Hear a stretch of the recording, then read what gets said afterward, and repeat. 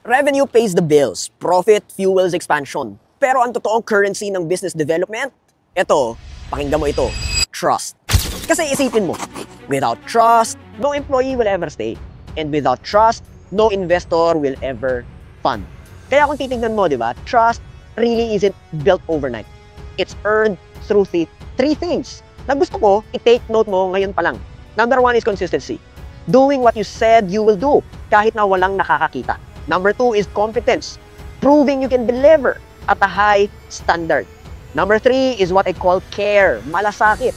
Showing you value people beyond profit. This is something that you might want to understand. When people trust you, deals close faster, referrals multiply, and culture thrives. Kaya tandaan, trust is not just a tactic.